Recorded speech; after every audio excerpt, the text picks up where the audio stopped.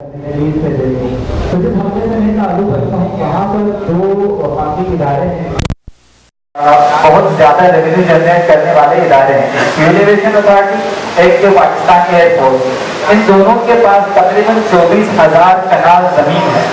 جو کہ علاقے کے لوگوں کی تعمیرات کی زمین پر قبضہ کیا گیا ہے۔ آپ دیکھتے ہیں جب اسلام آباد بنتا ہے تو ایک چیز کا پیسہ دیا جاتا ہے، مظفر آباد کے قریب ڈیم بنتا ہے تو ان لوگوں کو باہر آباد کیا جاتا ہے، لیکن 24,000 کنال زمین کو کیا کبھی اسمبلی کے اندر ڈسکس کیا گیا؟ اور میرا سوال یہ ہے کہ آپ اسمبلی میں موجود ہیں تو جو ہماری زمینیں ہیں خالصہ سرکار کی یا جو آپ سے سبجیکٹ روٹ کی بات کرتے ہیں اس حوالے سے کیا لیجسلیشن ہونے جا رہی ہے، اس کا کیا فیوچر ہے، میں یہ پوچھنا چاہوں گا۔ بالکل، یہ دیکھیں اس سلسلے میں اسمبلی کا ممبر ہوں، میں نے اپنے طور وہاں جو کچھ باتیں کریں آپ ریکارڈ بھی اٹھا کے وہاں چیک کرا سکتے ہیں، تو ہم نے وہاں اپنے طور پر تو بہت بات کی، لیکن بدبختی ہماری یہ ہے کہ ہمارے اسمبلی کے اندر بیٹھے ہوئے لوگ جو ہے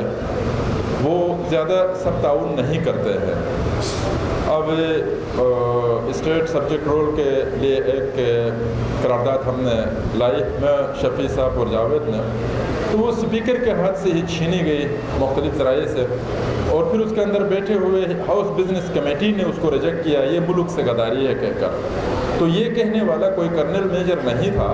یہ کہنے والے ہمارے منتخب نمائندے تھے، لیکن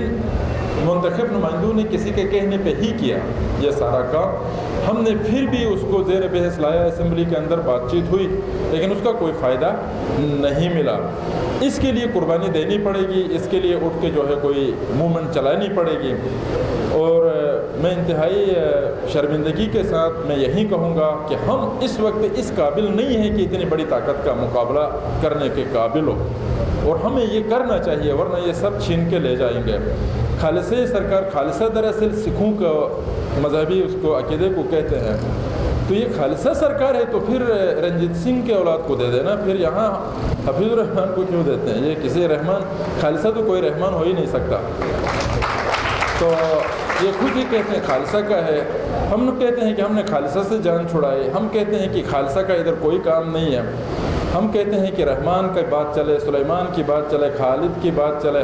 عاطف کی بات چلے، اس کی بات چلے، اس کی احسان محمود کی بات چلے، یہ سارے لوگ مل کے پھر کہتے ہیں خالصہ کی ہی بات چلے، تو ان کے رشتے خالصہ سے تو ہو سکتے ہیں۔ ہم چونکہ سینٹرل ایشیا کے لوگ ہیں، ہم کبھی خالصہ میں نہیں رہے۔